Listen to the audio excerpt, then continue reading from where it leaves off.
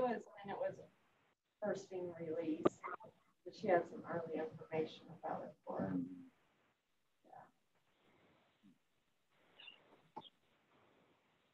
I was working with somebody, her daughter was in Italy, going to college there, like, you know, semester program. One of the roommates had been in, what was a part of China where it all started? Wuhan. Came back from Wuhan. Within 3 days, they were all sick. Of course, they didn't know what it was because it was just starting in Wuhan because, you know, Wuhan locked down. So it had to be before even they locked down. And it was like, and it was Italy, which got, I mean, it was probably their roommate that brought it all the way over. She was probably patient zero. Huh? Yeah, they're fine. I mean, they're 22-year-old college kids, so yeah.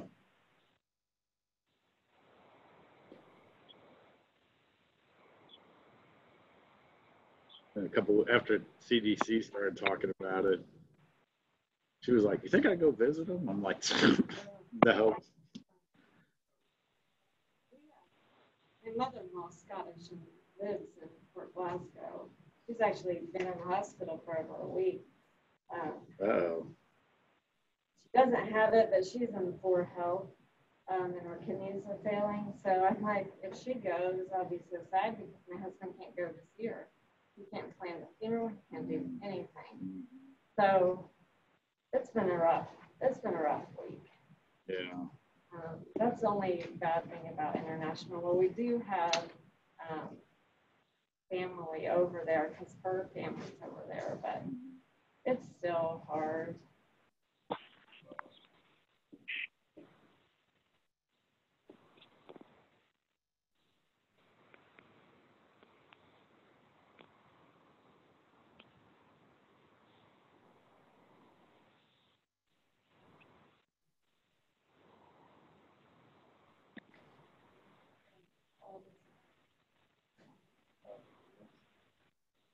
I've been on boards for really cool.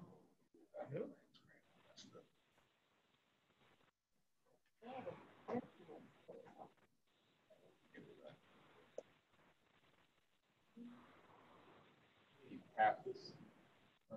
it hard?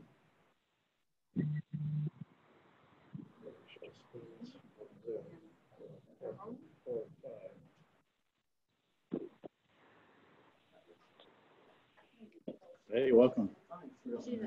Rachel, You got your beard. Yeah, just that's what the old time firefighters would do. Get it all wet and breathe through it.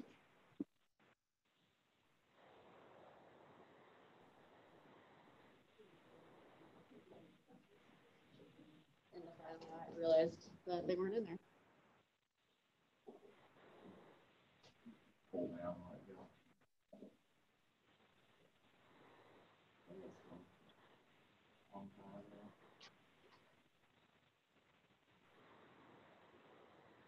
And then we have Mitchell from Baker Tilly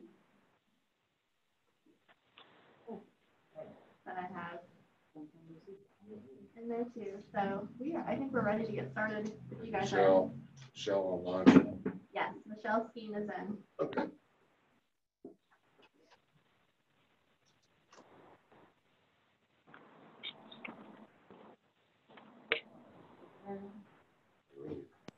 All right, call to order. Roll call. Tim Pritchard. Jenny Sisson. Final Lifeline. Michelle Skeen. And I think you guys do have a quorum. So I guess we can go ahead and run with the agenda then, Jenny. Okay, so we will do approval of minutes. If you want to review previous minutes here. I'll make a motion to approve the minutes as submitted. Do I have a second? Second. All in favor? Aye. Aye. Aye. One thing that may not be on the agenda this time that we probably should talk about doing is the oath of office. Yep. I wasn't here at your previous meeting, so I don't think I've sworn any of you in. I know I have for other boards, I think all three of you, but we will definitely do that in August. Yeah, I think since it's not a statutory board, we're probably okay, but I'm overly cautious, but I will make sure that that's done at the next meeting. We do have a form. Oh, okay. Well, that's why I wanted to put it up. We can do it now if that's all right with you.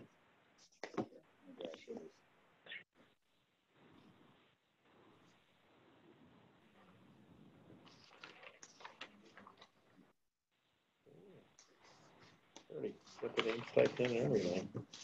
Michelle can do hers too. Sure. Did you hear that, Michelle? Yeah, Michelle, did you hear that? We're going to go ahead and do the oath of office for everyone right now.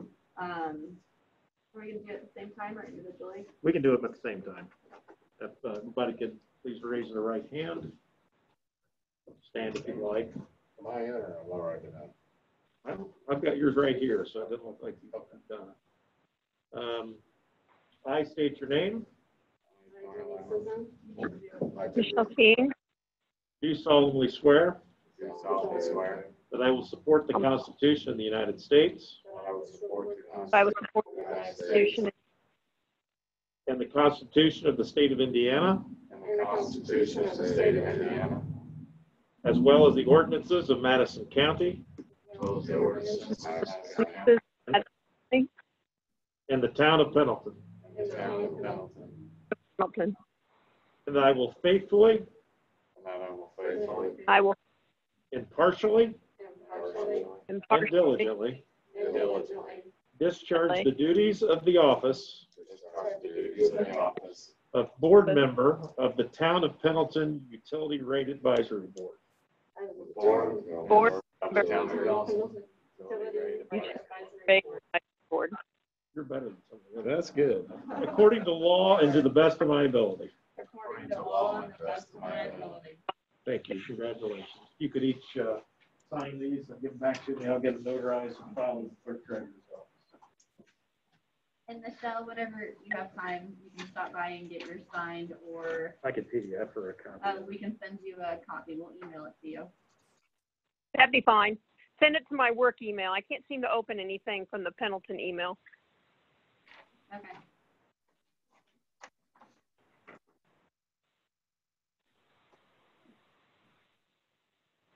We can move on to our old business on the rate studies, and we have someone from Baker Tilly, which is Mitchell. Oh, it looks like John Seaver is with us as well. Yes.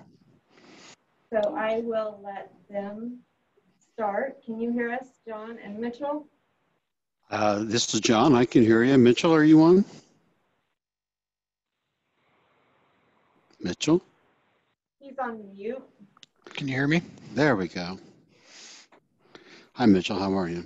Good. How are you guys doing? Fine. Hi, board. Well, this is awkward. So we're all going to just have to learn our way through this together.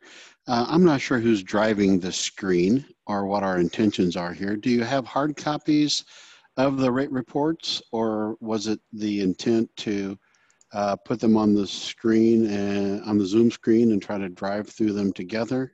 Yes, I can do that, John. Okay, that'd be great. Mitchell, where do we want to, or anyone, where do we want to start with, the water or electric? Let's start with water, and let's start with the water report dated August the 14th of last year. And while that's being pulled up, let me say that we are very glad to be at this intersection in time. This has been on our desk for a long time. I think we were hired back at the beginning of 2019, did our field work in March, finally got to a meeting in August, and then the rest of the story. John, which document did you need pulled up first? It would be the report for the water utility, the report dated August 14th. Not that one. We'll need that one next.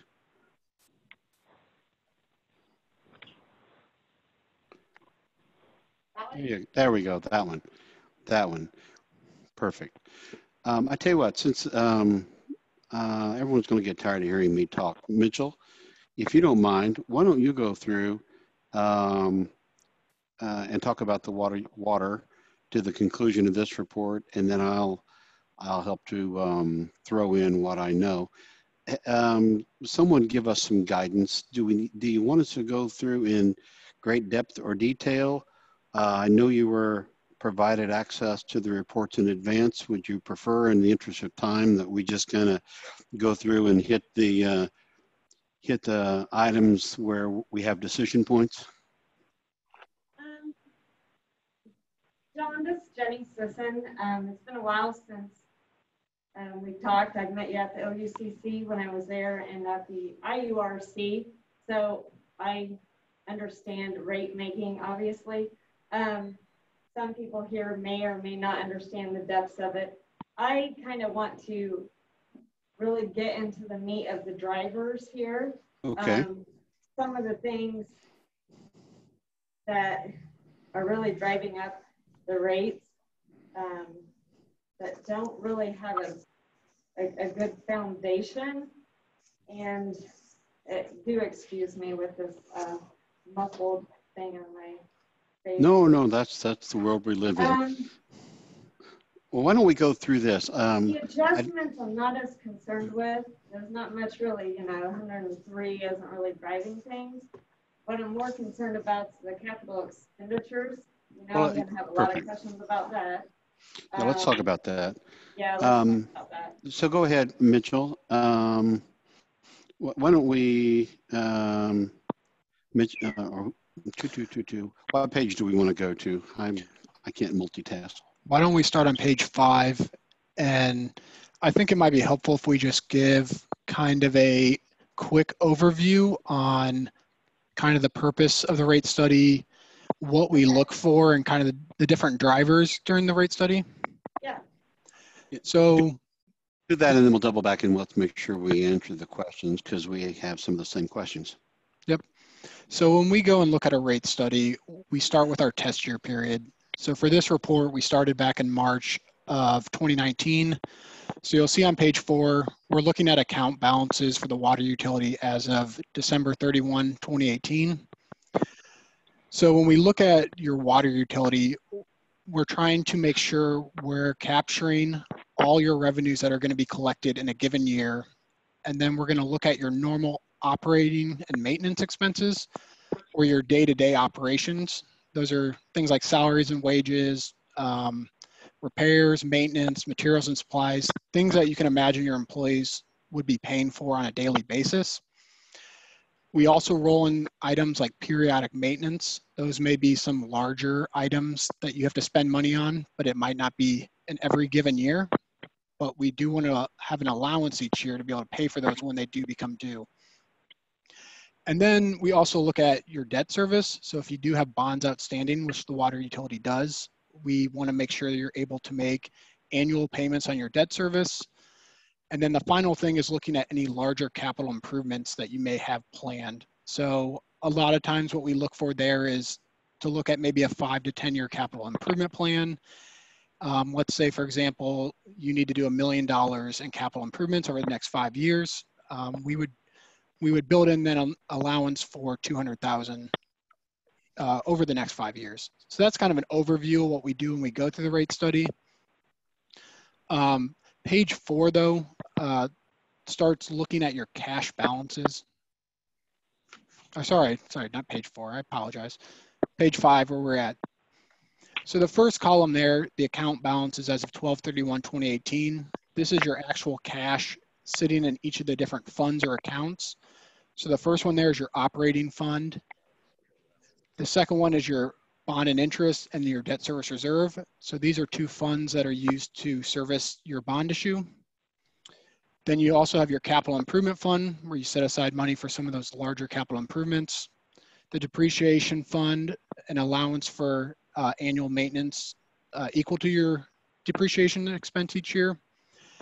You also have your meter deposit fund, which is set aside for any, when you have users connect, they put down a deposit, and if they leave the system, you then return that to them. And then finally, you had construction money left over from your 2015 bond issue, and those are restricted then for construction purposes. The second column then looks at your minimum balances. So as part of the bond issue you did back in 2015, you have a bond ordinance that governs the money that should be set aside in each of these funds. So at a minimum, you'll see there in the totals column, you should have money set aside of $841,275. At the end of 2018, you can see you were above that minimum balance by $775,346. So one thing I like to note though is, again, that is just a minimum balance. You'll see in note number 2 there, the balance that needs to be maintained for the operating fund is only 2 months. If you can imagine at a time right now with some unprecedented events happening, maybe 2 months might not be a reserve that is adequate to meet those needs. A lot of communities we do see set aside money more than 2 months, but that is the minimum. Does anyone have questions on this schedule here?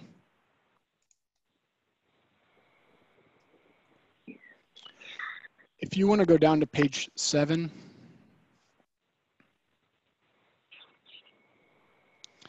So page 7 is the debt service there for your outstanding 2015 bonds. One thing I'll just note on this page, as you can see in the far right column, on an annual basis, the water utility is paying about $385,000 in debt service. So that's one thing we build into your annual revenue requirements, is that debt service payment.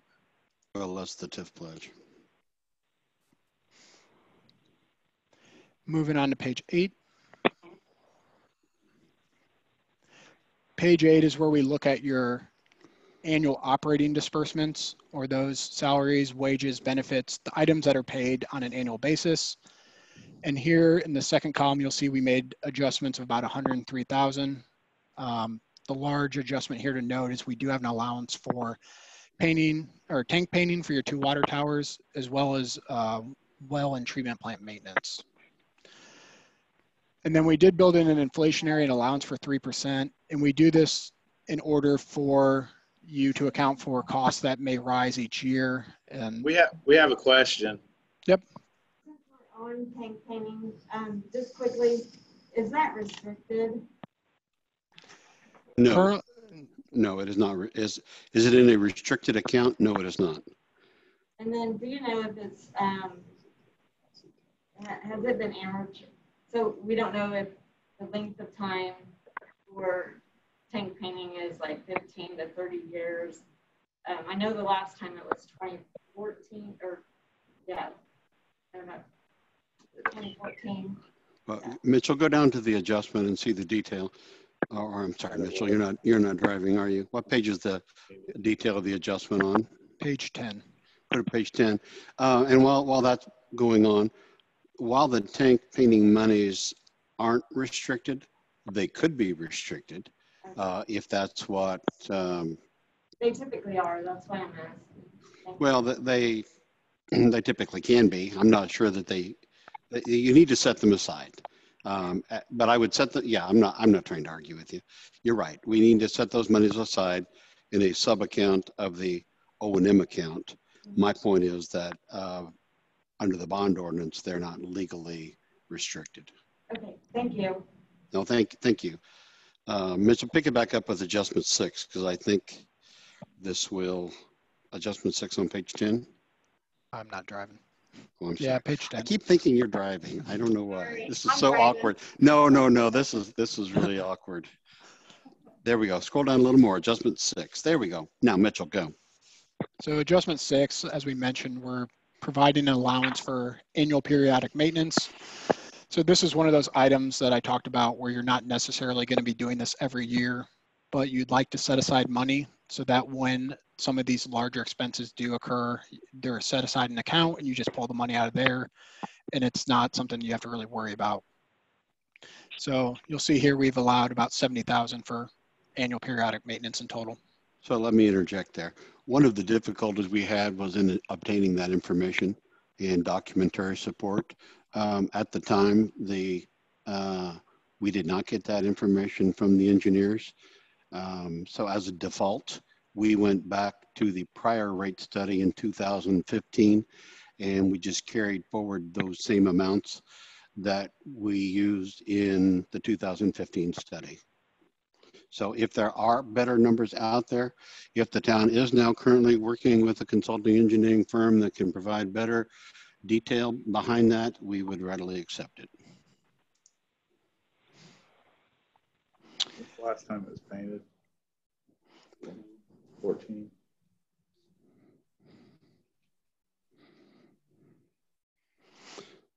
So you were going to talk back on page 8 about part of the reason for the salary and wage increase is the speak to the pay differential issue. So you'll see there for the salaries and wages, and it's described in adjustment 1. We did do an allowance for a 15% increase, and at the time when we sat down with utility management, their hope was that they could get the salaries for the water utility employees to be more in line with what's being paid to electric employees. So you will see that there's a little bit of a higher increase than you'd normally see for salaries and wages at 15%. Again, you're saying that was the then management's instructions to us. Correct.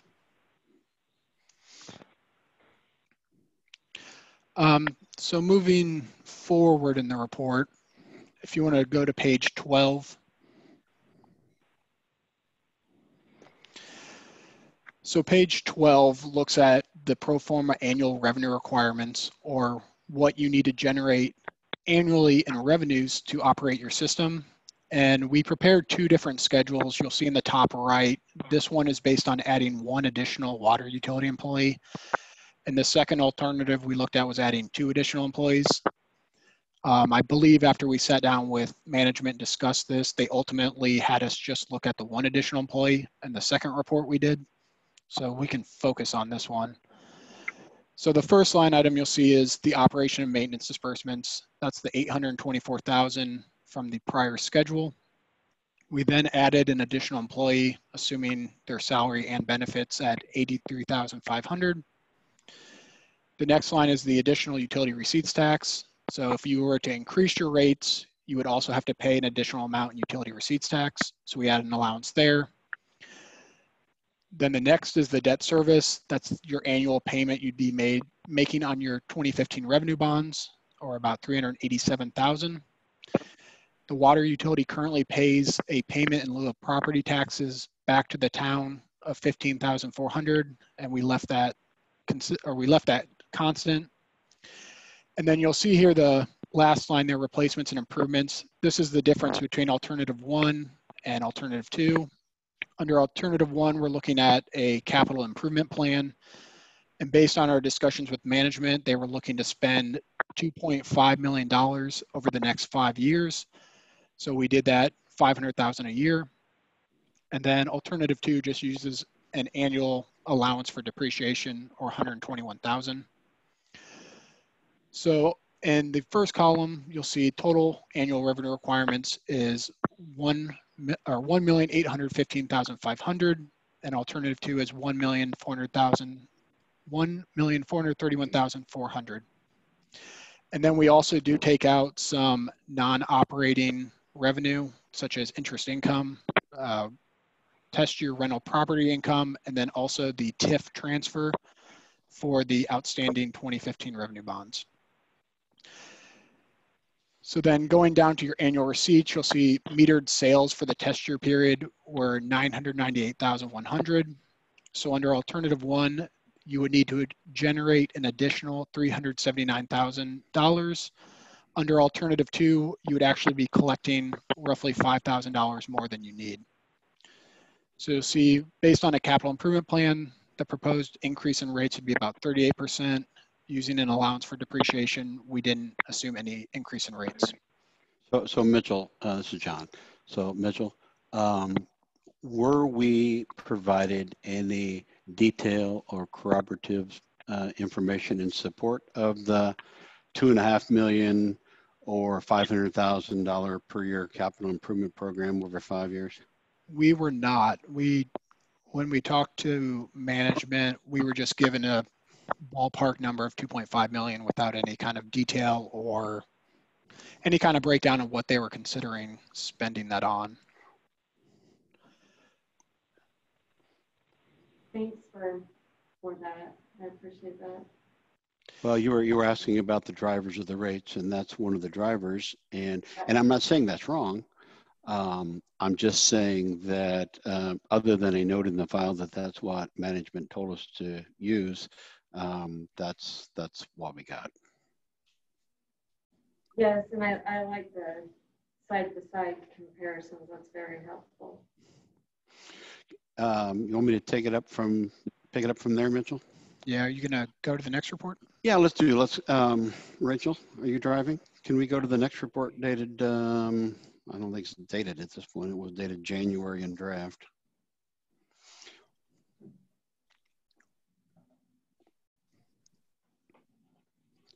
There we go. So after meeting, we met with the then town manager and superintendent on August 14th. They asked us to make a couple changes to the report we just went through.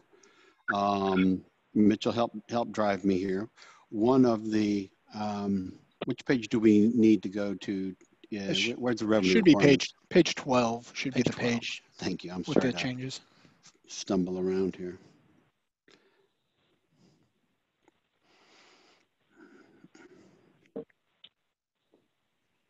There we go. Thank you. So there were, in effect, two changes they wanted us to make to the water report. One was to include an additional option, which would show a bond issue with debt service and reserves. Mitchell, what was the par amount on that bond issue that we added? I believe it was 3 million. I believe you're right. So they had, in addition to the $2.5 million 5-year capital improvement plan, we were instructed to include an option showing a $3 million bond issue as well.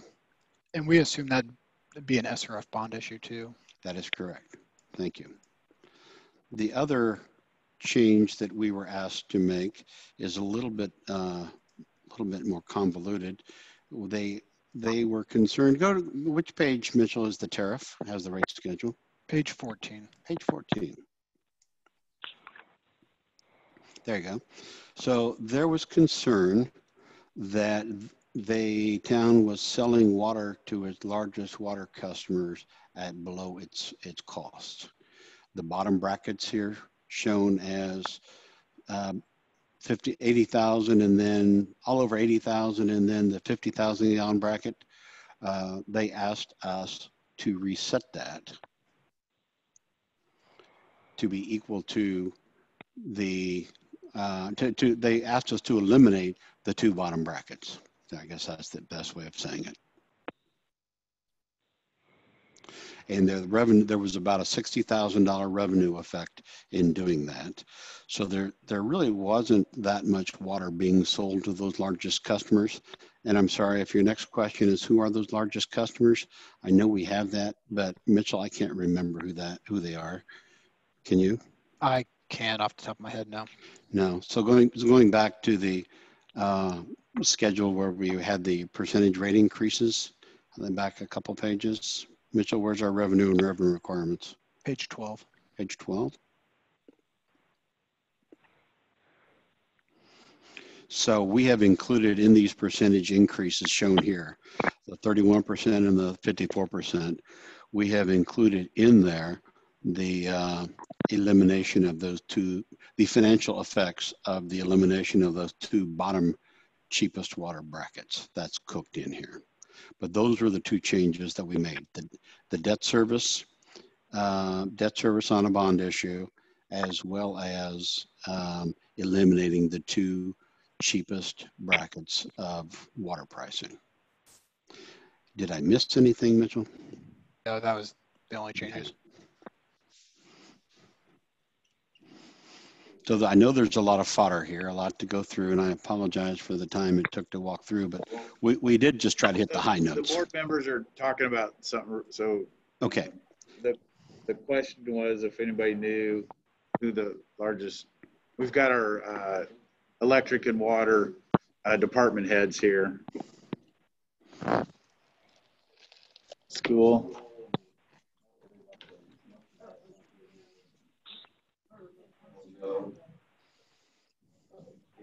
There's two different. I know I'm number 9. I said my house was number 9. The one in this folder is Jimmy's? Jimmy's uses more water than the car wash. Really? Their meters constantly move because they have water cooled coolers. We've tried, this is probably 10 years ago, we tried to get them to switch over to something else. Yeah, but they like paying the water bill. Well, back in the day, the water was cheap. Now, maybe that is a different dynamic today. We do have, with a lot of help from your building department, we got all of large customers and we have that information. I'm sorry to say, I just don't have it with me at the moment. So those largest customers whose usage fell into those bottom cheapest brackets, they would experience a rate increase a little bit larger than the percentage increases shown here.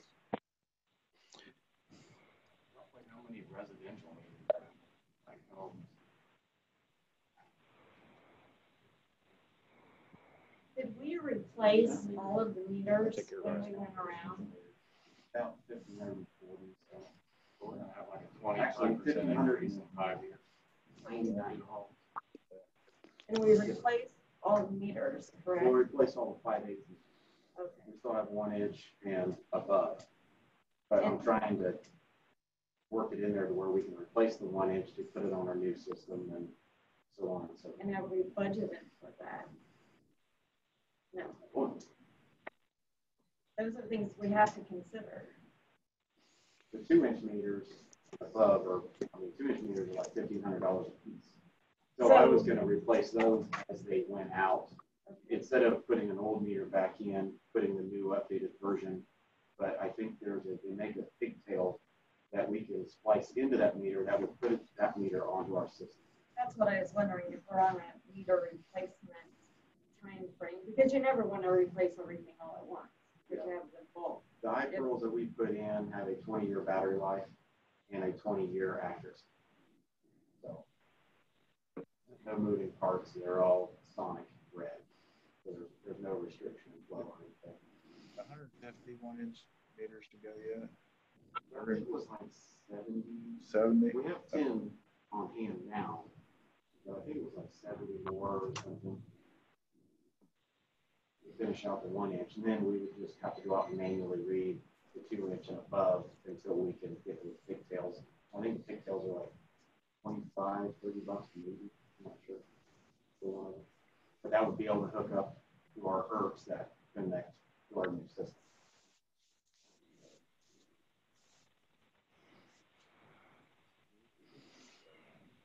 John, when you were doing this rate study, was there any just look at making sure other costs were set correctly to make sure that it covered, such as their tariffs, everything at least recaptured the cost,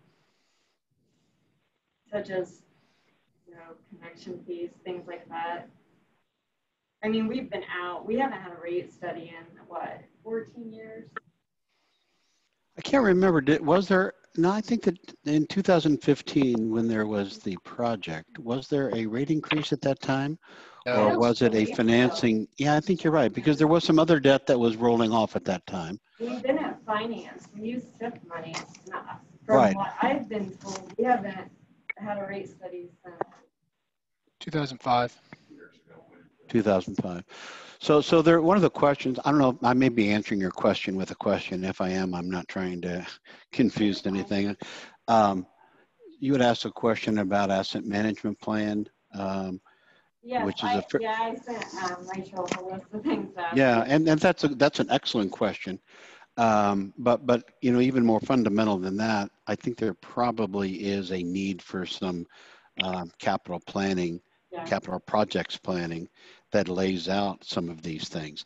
And I don't know what these things are. I don't either. We were just provided numbers to use without a whole lot or any description or definition of what the capital plans were at the time. I know, and we're a growing town, and those are things that I was going to talk to our new manager about, and really think about things instead of putting what I like to call some dummy numbers in, and before you know it, 500,000 spent, and we don't know what it's spent on. We need to be a little more methodical about what we're baking into the rates. Well, you know, even what's the old expression? The best thing about a plan is it gives you something to change. You know, it's okay to have a plan and deviate from it, but for a community of your size that's growing, you really probably need to go upstream and have a little bit more of a capital plan, from what I've observed. Yes, we do. But that is engineers working with the town and the superintendent on the needs of the facilities. And fortunately, that's not something that we can really do. But no, a system development plan will give us a roadmap. It'll help with our replacements and improvements. It'll understand our pipes, giving us that 1%, 1.5, whatever we decide on. Pipe replacement. We're having our 200-year celebration this year. We probably have some wooden pipes somewhere. We're Pendleton, I'm sure we do. Probably will one day. I hope so. I've been to towns and I've seen them. I we may need have. to have a plan so we can build in the finances to do the stuff we need. Well, and again, I'm not hiding behind anything, but the reality is we are only as good as the information provided. I know, and I just did not know what you were billing this off of, and that's why I had that list Right. To ask you when I started looking at the numbers. But if you're looking at the drivers for the rates, I guess there are several, and you probably observed them all. It's the age of the rates, how long it's been since the last rate increase. It's the capital improvement projects that are outlined, as well as a possible financing on top of that for possible additional capital improvements. Do we know what that is? I do not. Okay. Say that again. What was your question? The possible financing for capital improvements. So we have built-in money on top of a possible financing for capital improvements, but we don't know what the capital improvements are.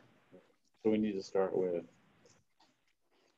that. So It looked like there's grants available for that. So I mean, You can we're a small utility, so through Indiana Finance Authority, there is a grant because 2 years ago, in order to get SRF money by the last draw, if you get SRF money by the last draw, you have to have a plan in place. So if you're a small utility, and John, you can correct me too, although I should know this. You're doing great so far. You're spot on. Go. You have to have your plan in place, and they have a grant for that. I think it's under, if your water utility is under 10. My mind is weary, John. I've had too many cases lately. It's the town population under 10. Under 10, yeah. And it's a $25,000 grant. Is there an income requirement at all? It's just population. I think it's just population so based. we need that. And then so we get money toward putting together a plan. And that plan really helps you outline your system. So then you understand your infrastructure. So it's a grant to put together your capital improvement plan. And, okay. So it's a roadmap. Well, not to disagree, and I don't know who a capital improvement plan is similar to, but different from an asset management plan. Okay. But your Okay, asset but- management plan helps you understand the age of your infrastructure. So Right. your pipes. So you're not going to replace your pipes just merely based on age. Because say your 1920s pipes are honestly better than your 1940s pipes. Because in the 40s, they made them cheap because of the war. Your old iron is tough. It's good. Even though we hear the bad stuff. But if it's coated well, not like what happened up in Flint, Yeah. if it's Okay. coated well, if we have operators that know what they're doing and familiar with the water and it's kept coated, that's strong pipe. And if we keep that done well, it's strong. So it doesn't need replaced as quickly as that old cheap stuff from, the 40s and the 50s that's going to give. So it's not always just by age. It's also about what it's made out of as well. So your system development plan is going to outline the age, and then you can target what needs replaced, and then that helps drive your capital improvement plan. Right, I would say it this way. This is I think we're saying the same thing using different words.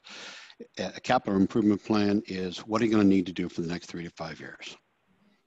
Asset management plan gets into more of a longer term. I think we typically see a 20-year life on an asset management plan, where we look at everything from not just the replacement of the system, but also the costs and financing, and it gets into the management of the rates that might result from all that. Part of what SRF was trying to accomplish by allowing for grants and requiring an asset management plan is to eliminate some of what they see, where communities don't do any planning, don't do any work for many years, and then boom, they have to step out and do a large project all at once, which has a corresponding large increase that correspondingly gets all the ratepayers good and honked off. So the question I had asked about the tanks, some communities will go, they'll have a good tank, they won't paint it, they won't keep it up, and it'll rust out.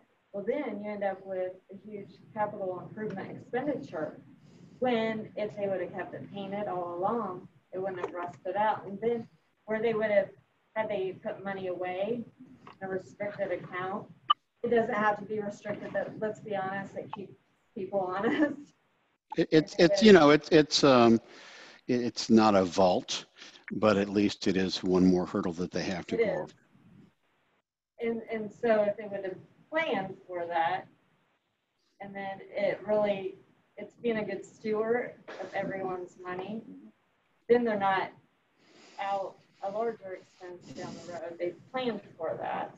So then they can do more with less money. And How frequently are grants rolling out the annual? the SRF, well, for the system development plan, that plan is a really, I'll say, more of a one-time plan, because it is really looking at all your infrastructure, and it is a big plan. So you're not going to need a new plan all the time. I mean, Right. January 1st every year they award those, or you just apply? He's asking about the grant. I don't know those That sounds details like something because we need The grant, yeah, let me step in here. We're on it. John would We're on say it. that. I don't. If I understood the question correctly, it's a $25,000 grant that's made as part of the SRF loan. And in most cases, the $25,000 will pay for most or all of the cost of doing the asset management plan.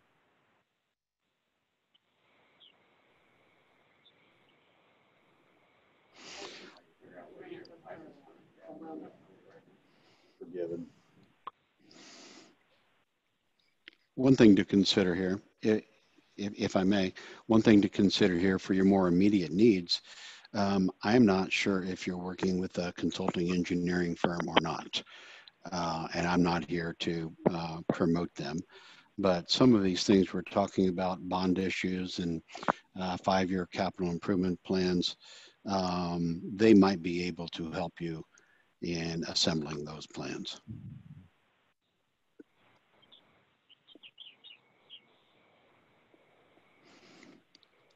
Okay. If I Yeah, we're on it. overstepped my advice, I'm sorry. No? I No, you've just got know two we people can't. in the room that work for engineering firms. So. Okay, there we go. There we go. A person has to know their limitations, and I certainly know mine. I'm not an engineer, and we really need to reach out to our brothers and sisters in that field to help us with some of these capital costs.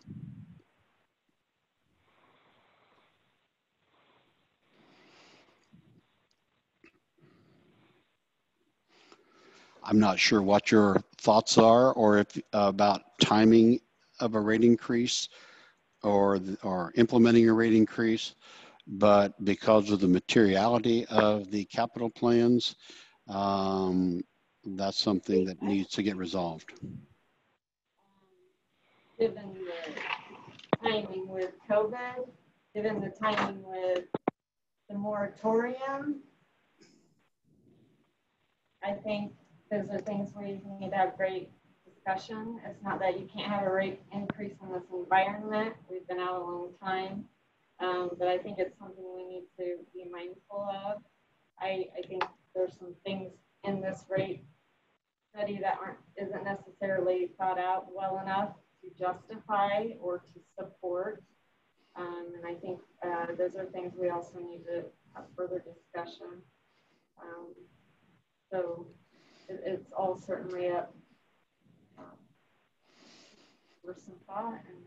Sure, those are all responsive. One, the communities, you said something that sparked a thought. The communities who are moving forward with projects and rate increases are doing so thoughtfully, and often is the case, they will phase in the rate increase, and they will do it in such a way that the initial rate increase would be deferred for 6 months or a year until hopefully we can get all the COVID craziness behind us.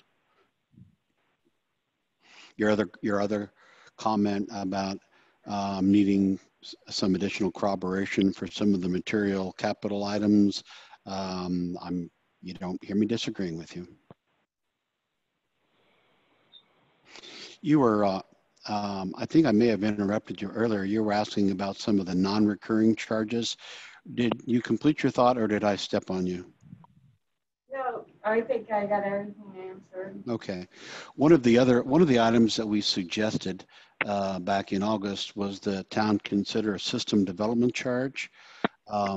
At that time, I believe the town was looking at some significant housing developments coming online. We are, and I would like to see a system development charge. Well, given that fact, it would seem to make sense that this would be the time to consider that. Yes. In fact, I think it was a meeting 2 years ago in another board meeting. It was our plan commission that I had put that on a list for our town to consider, because we have several housing additions that are going up and around. Well, you could always, I mean, again, I don't know anything about those developments or the timing of the development, but if you wanted to, you could always go ahead and bifurcate the general rate increase, which might take a little bit of time, and go ahead and move forward on a system development charge if there was a need to get that in place prior to the development occurring.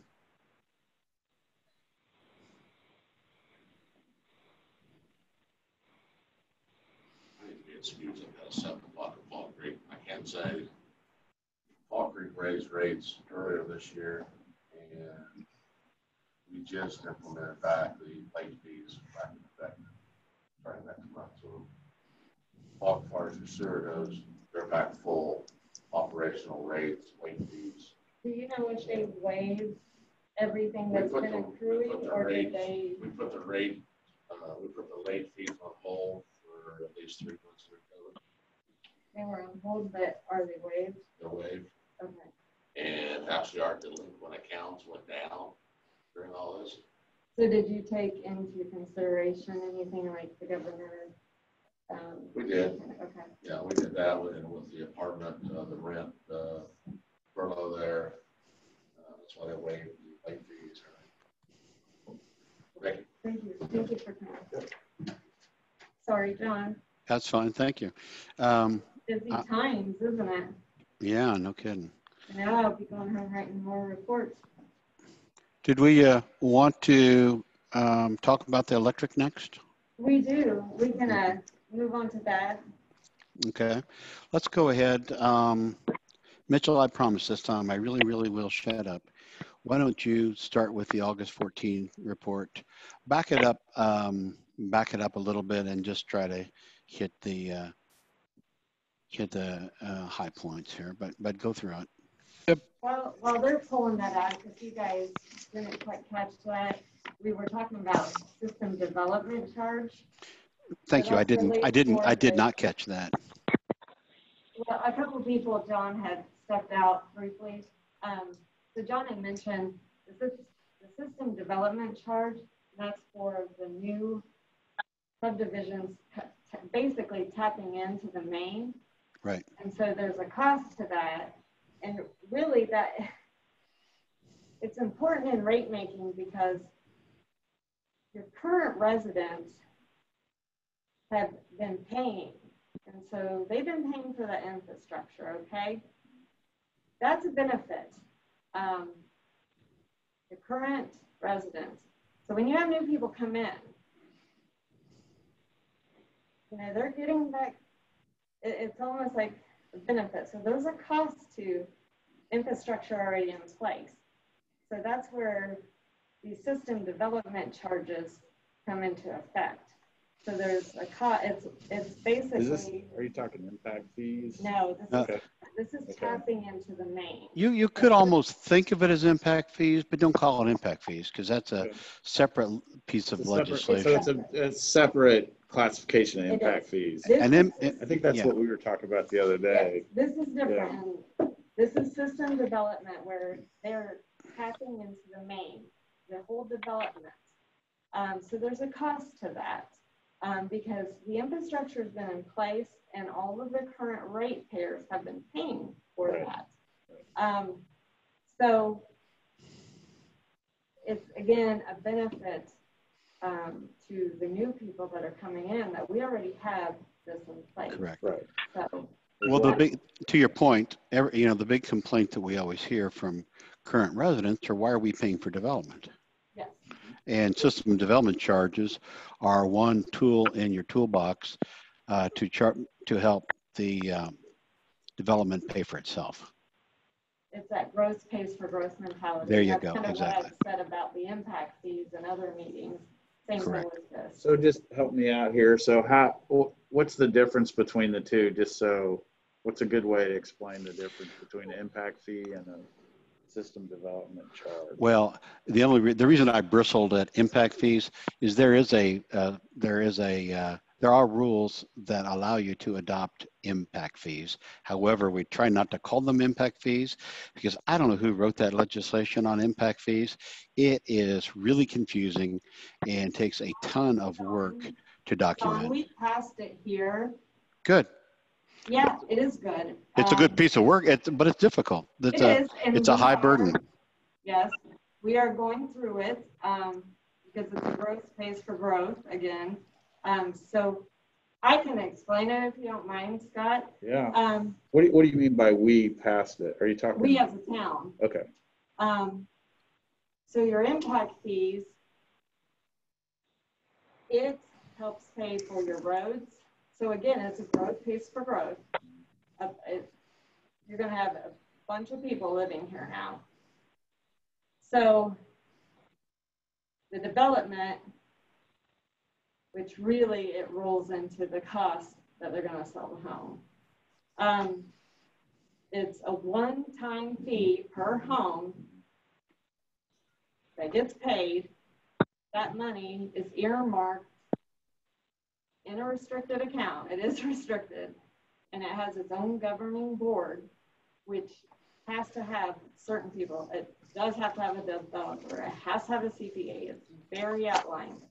That money can only be used for parks roads, flashing, stoplights to improve the area in a certain, designated spot that's close to that development.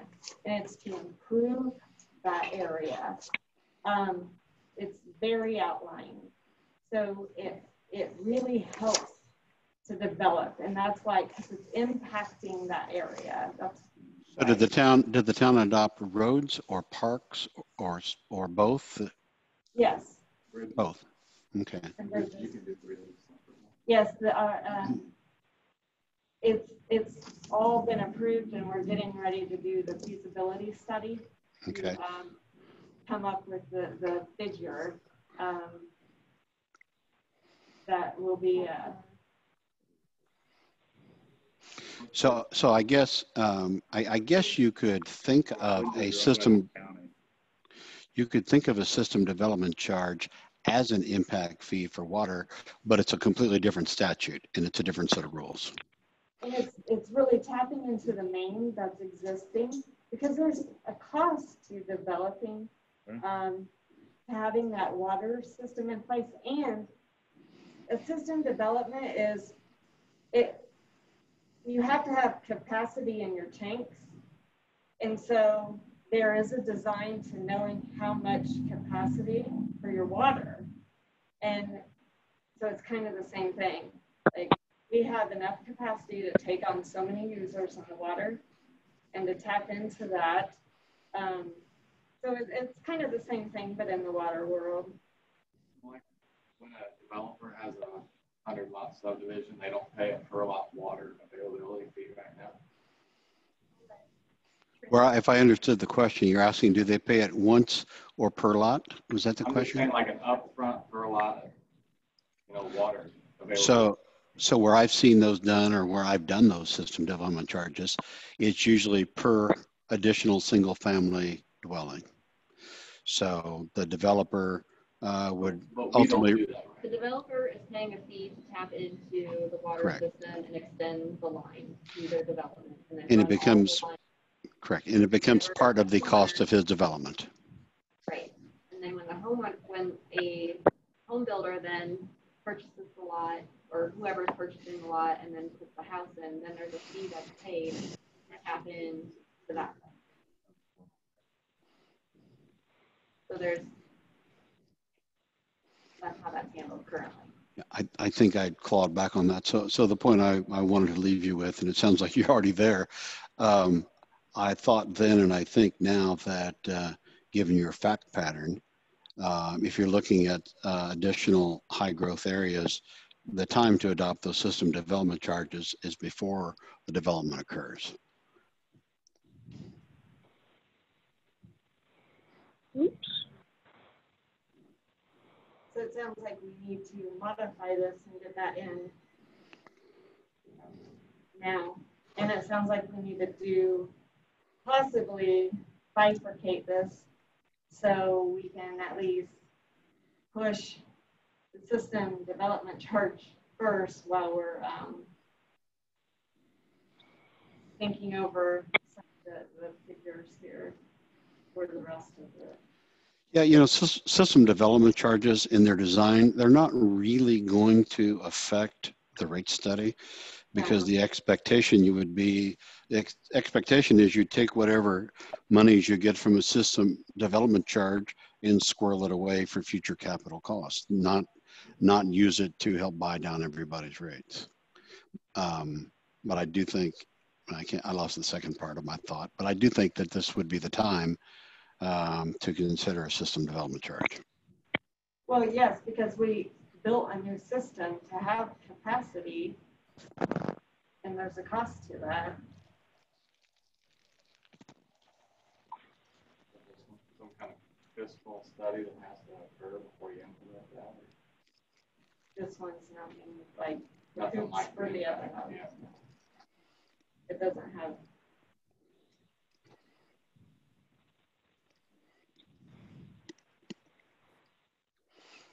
I'm sorry, I keep clawing us back.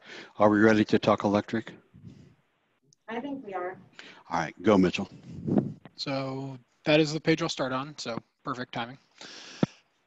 Just looking at the electric utility here, you've probably noticed looking through the rate studies, there's not a proposed rate impact from these studies. You can see your account balances at the end of 18. You had about $5.4 million based on the minimum balances in your bond ordinance from 2017. You're expected to have a minimum balance of about 1.25 million.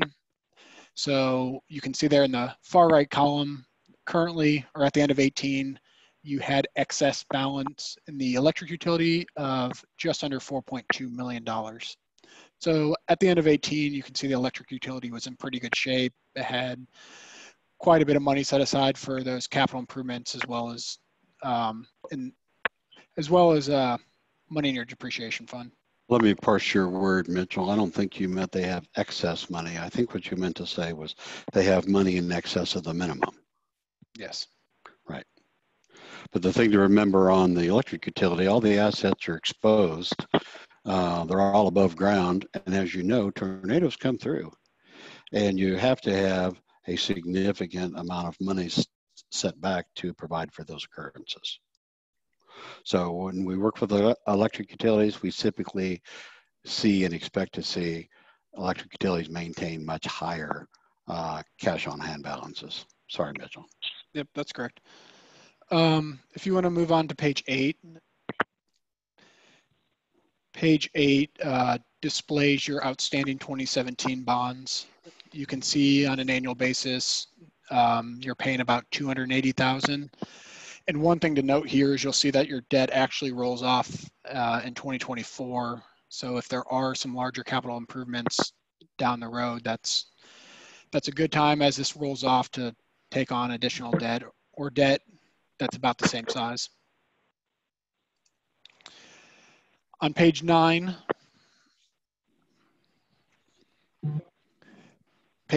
we look at your annual operating disbursements. So for calendar year 2018, the electric utility spent just over 6.7 million. After making adjustments, you can see the large adjustments there were for purchase power as well as in insurance. We actually adjusted disbursements down by 216,000. What's unique about electric is you do your tracking factors quarterly, and this is why you'll see the purchase power being adjusted down. As your cost for purchasing electric changes, you adjust rates quarterly to account for that.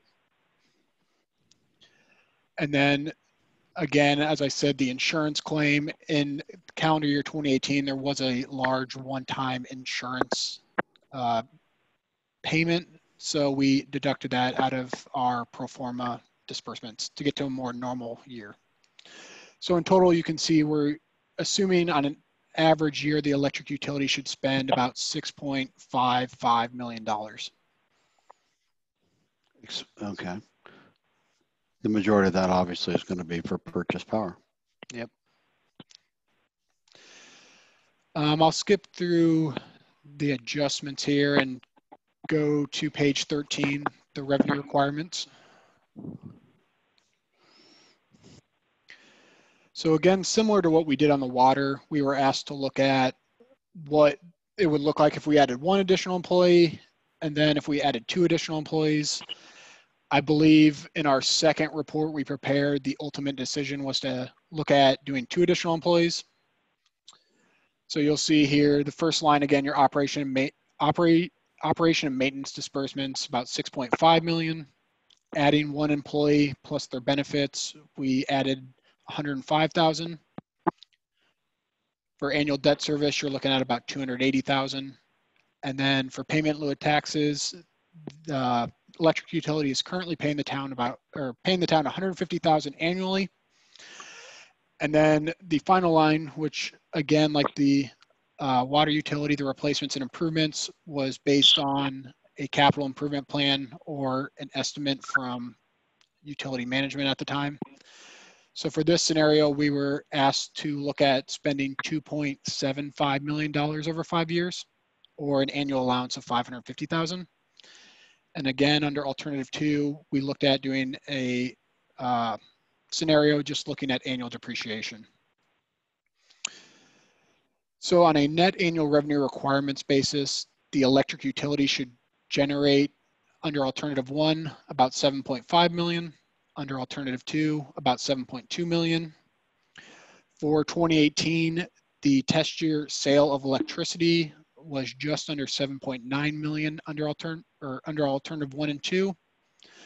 So under alternative 1, you can see you had excess receipts of 313,000, and under alternative 2, excess receipts of just under 700,000. So based on these assumptions, you'll see we do not propose a increase in the electric rates for alternative 1 or 2.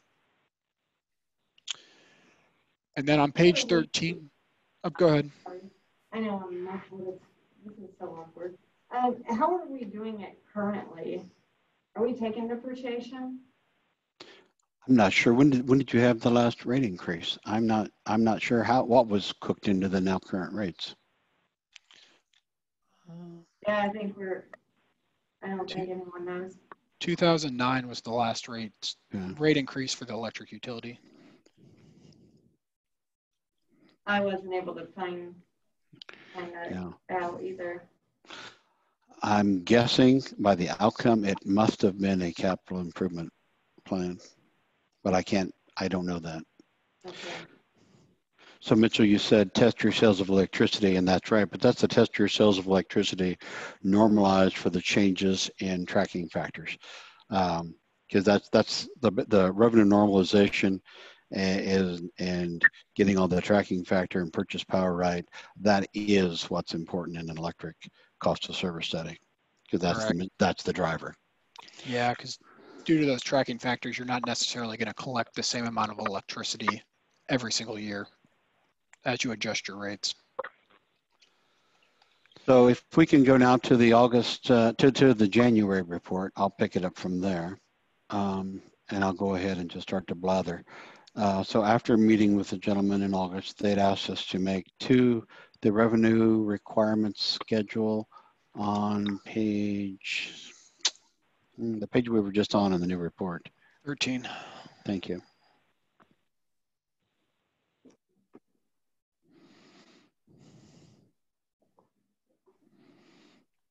There we go. So in this report, we did away with the option of 1 employee, and they told us they were definitely committed to doing 2 new employees. But there were 2 big changes that were suggested here. One is the addition of a bond issue of $125,000 per year. Now on this, I remember what that was. There was a lot of discussion about the construction of a new electric substation out in, I believe, the industrial park. So we built in a $3 million bond issue, amortized around the remaining payments on the 2017 bonds. Now, is that not correct, Mitchell? $3 million? It's $3.3 million. Thank you. So a $3.3 million bond issue. But go ahead, I'm sorry. Do you know if there were any bids at the time that supported that number? Similarly, I do not know where that number comes from. No, there were no bids that I ever saw. You know, And I don't believe that project has been done to my knowledge. There's probably some background to that number, I'm sure. You know what? I don't believe the individuals made it up. Having said that, I don't know what they were basing that on. did you know any of that? I knew it had been talked about expanding what we currently have due to growth. So The substation would be where? I don't know that it's going to be a new one, it's going to expand the one we have. That sounds similar. Yeah, that's what I thought.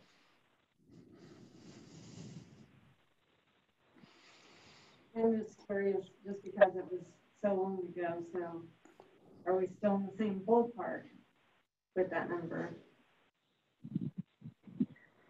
So that's something to also consider. The other change, I'm not. Wait a second, John. Yes, please.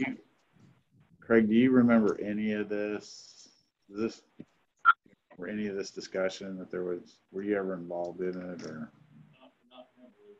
We did have discussions about the need in the the near future expand our substation because Okay. our loading was reaching its, Okay. yeah, was going to be reaching beyond our comfort level. So I know there's probably was talk with our engineering firm as to some cost. I guess my concern is we don't want to pass something and not have the right funds. If we're going to do it, we want to do it right and well and not be short-sighted, right? We can find out. So the worst thing is to, just put something into place and not have done it the right way. And then have to go back and turn around with another rate study mostly and upset people. So we certainly want to think about, and this one so far, there's not an increase. Yeah, there you go. That's the point I was going to try to make. We want to make sure that we are approaching this and thinking about what we truly need with the right numbers. That's just what I want to make sure that we're doing growth in the right way and making sure our needs are met. And, then it's not about the laundry list of doing everything all at once, but it is planning the right way. So to your point, if this is a project that the town would want to do for the electric utility, you would have to first ratify that that's the project you want to do, but then you'd have to have it engineered, you'd have to have it, designed, permitted, bid, all of that before you went out to sell bonds to finance it. Thank you, John. You No, thank you. If you want. Okay, thank you. The other change, Mitchell, what page is it the next? Let's go down 2 more pages. Page more. 16. Thank you, page 16. So, as shown on page 16, starting with the electric residential service, excuse me, the gentlemen were convinced that the customer service charge was too low. They were convinced of that by comparisons that they had made to other IMPA communities, and they believed that the customer charge was too low by at least $20. So we were instructed to come up with an alternative that increased the customer charge by $20 per month as a fixed monthly charge, but decreased the kilowatt hour energy charges. Trust me, that was a lot of work because there's a lot of information. It's not as simple as you would think. Took almost a cost of a consumer study with all the usage from all of these folks, but that it was the other significant difference from the August report was here the inclusion of a $20 increase in the customer charge to be offset by a commensurate decrease in the energy charges, so that net that was going to be a revenue neutral event.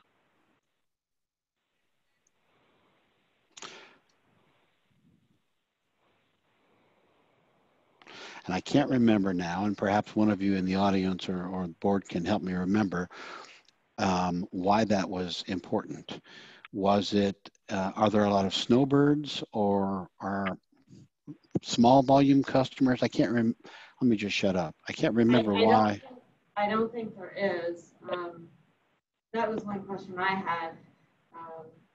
What was the supporting basis for this? Because usually there's, John, you know as well as I, when you make change, it's basic. You said it, cost of service study, essentially. What are the driving factors to make the changes on this? Well, anecdotally, and we talked about the need for a cost of service study to determine with precision, blah, blah, blah, what you said.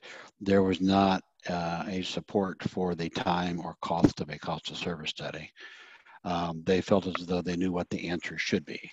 And anecdotally, they may be right. By looking at the Pendleton peer groups in the IMPA study, the base, your customer charge per month is much lower than everyone else's. But again, what I'm stuck with is why. Well, so long as the revenues in total generate sufficient revenues to adequately operate the electric utility, I'm not fully understanding why that is a significant matter. Yeah, the revenues usually are the driver. Yeah. So again, I'm not advocating, I'm just explaining. But that was the other change that we were asked to make.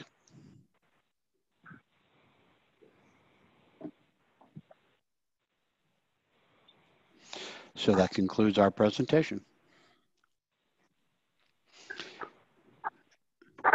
Does anyone have any questions for Baker Tilly?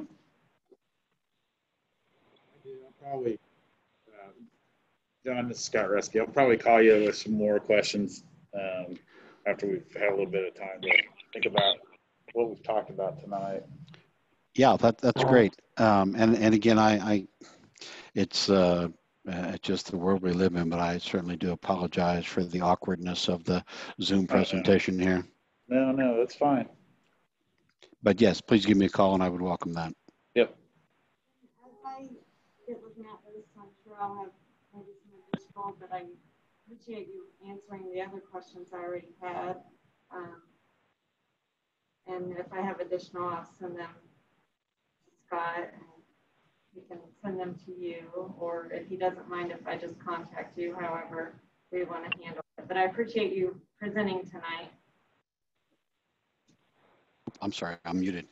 Yeah, thank you. And again, we're real glad to move this forward, and that we regret due to circumstances, it has taken us this long to get before the group. We appreciate it. Thank you, guys. All right, thanks everyone. We're gonna leave now. Thank you. Thanks, bye.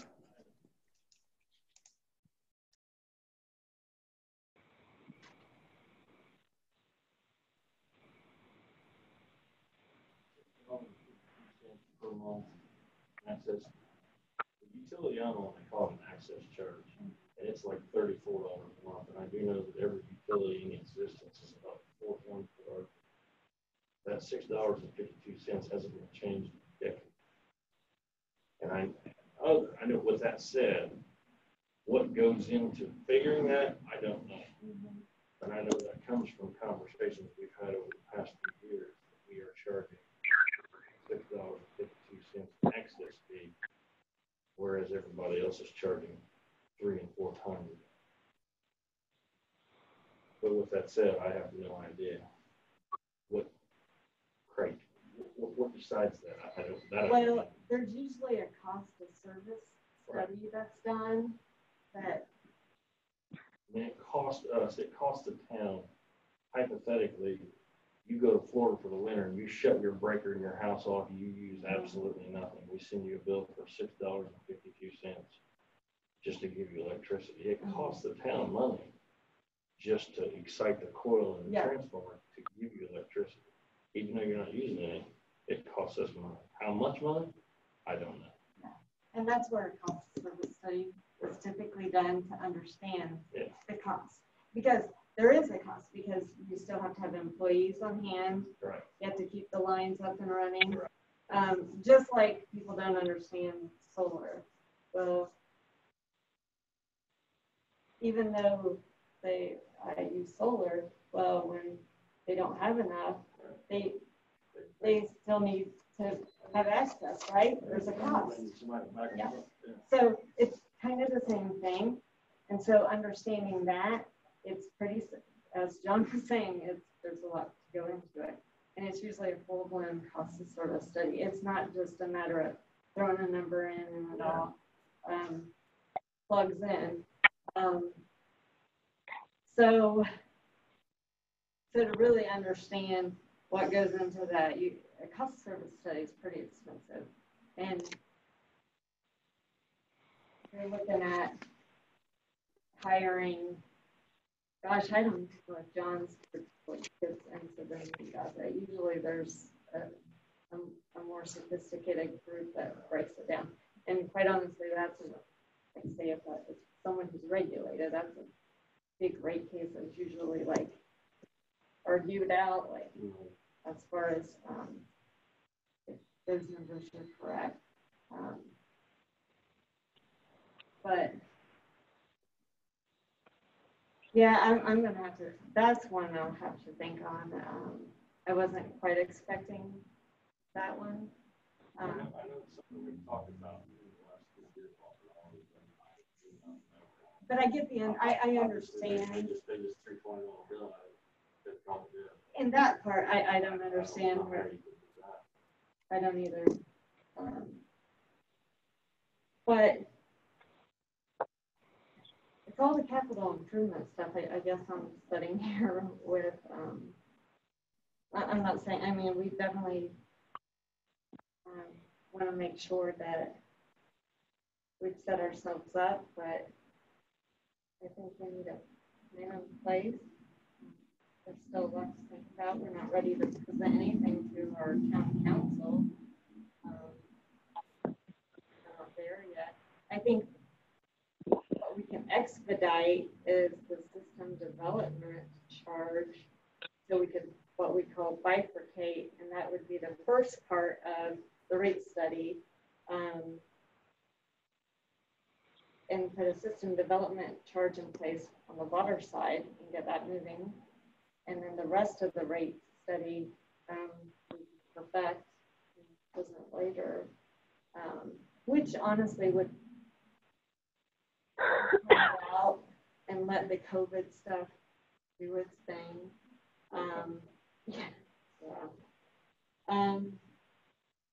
And I only bring that up just because it kind of goes in hand with what's going on with the extended moratorium, which August will be here anyway. If people don't know, the moratorium was extended mid-August as far as shut-offs and things like that. It's never good to like increase rates during the moratorium. Not that we would be prepared then anyway. And I do think, I mean, on the electric side, so far we're not looking at that. Even if there is some capital improvement, it's not really going to make any difference. It's more on the water side.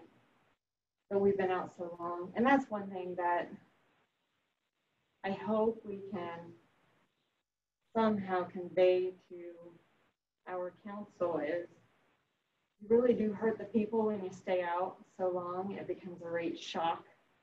No one wants to increase rates, but you've done a disservice when you stay out so long during good economic times when people can afford a couple dollars more. When you stayed out so long, it really compounds and it becomes really a rate shock. But some of the things we're talking about, system development charge, that isn't going to hurt current ratepayers. That's a growth pays for growth mentality, which I'm all for. Just like I was all for this impact fees. Rachel knows it. She's read my letters to the town. She's heard, me say it at meeting. It helped move things forward. So it did. It helped get the plan commission up to speed, and so anytime you can tap into things that don't hurt the current residents, and there's a price if you want to move into an area that's nice. Well, things don't stay nice without money, and so if you want to grow, there's a price for that. So I think we can bifurcate and move forward on the system development if people are in agreement with that. I think we have a lot of other things to discuss with understanding capital improvements, moving forward on the system development plan, our infrastructure,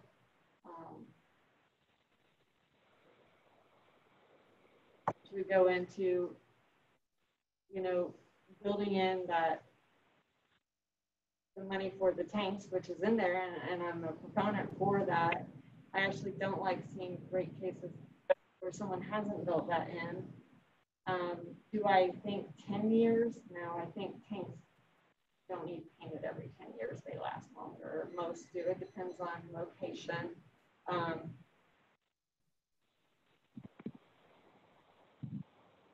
But that's all part of building that into that system development plan.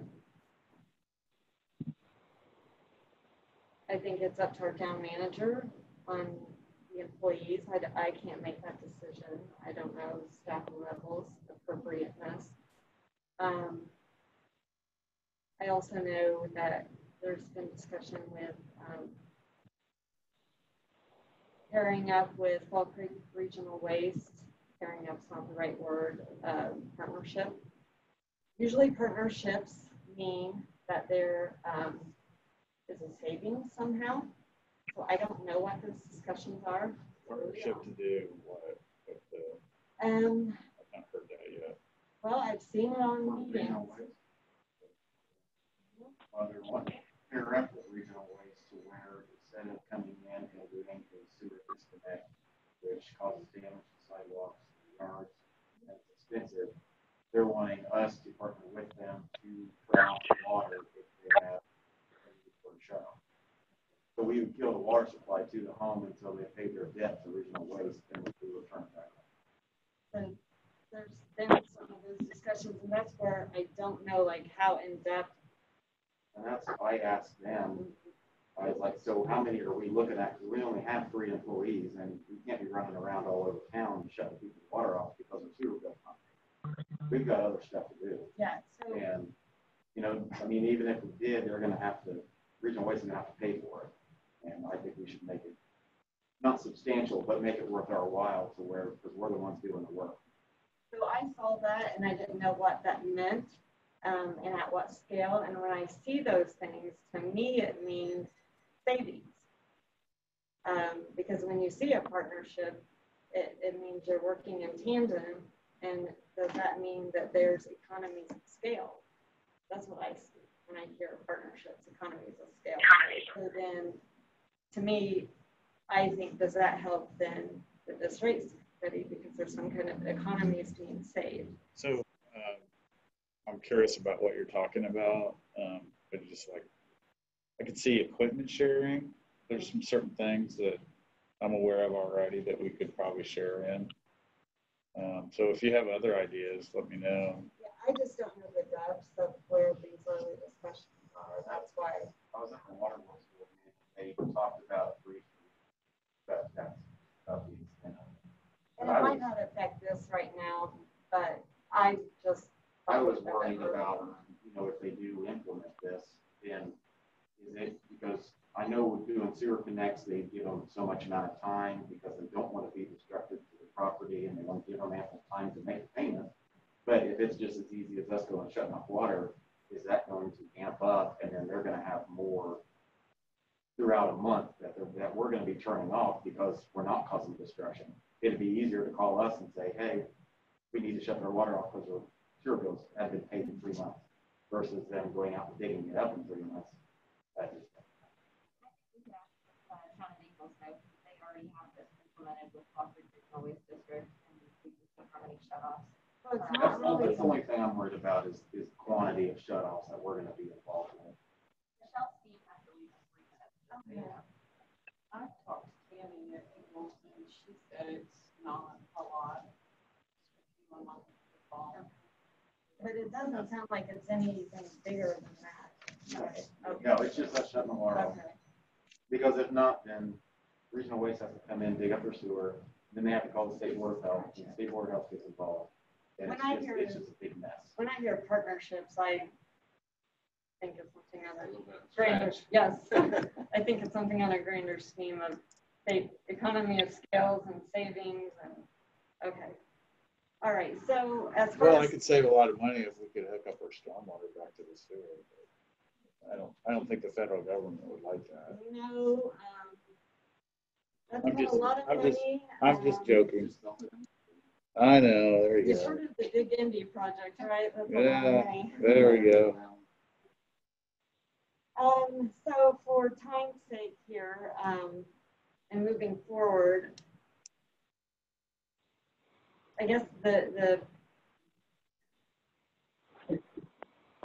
we could have, I guess, Scott, if you would reach out to Baker Tilly and have them create something with a bifurcated case with system development being implemented first, and then everything else would come later as we discuss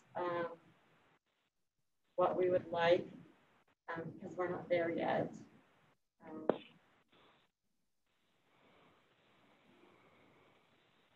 And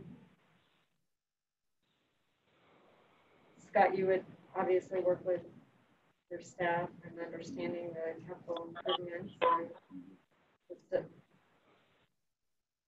It will take time for a system development plan, obviously. So I don't expect that to be in place for a rate study. I would not expect that.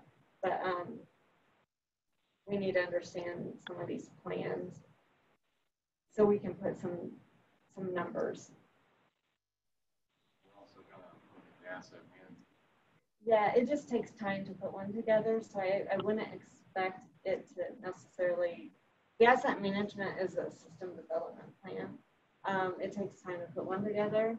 So it wouldn't necessarily be in place before you have this rate study put together. But it could be contingent upon, like, that would be an expectation when we're putting this in place, that will also be done at some point during this.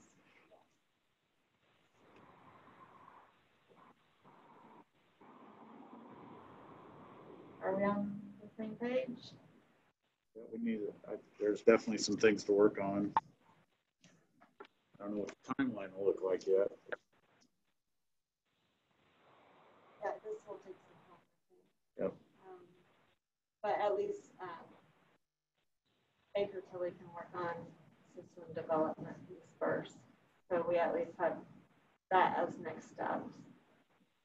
And that'll also give time to understand some of these capital improvement plans, because it does sound like we have on the water side some ideas that we know right now, and on the electric side we know that with the substation,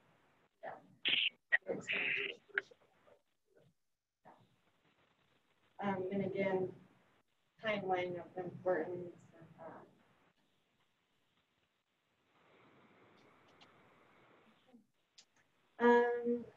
Any new business? No.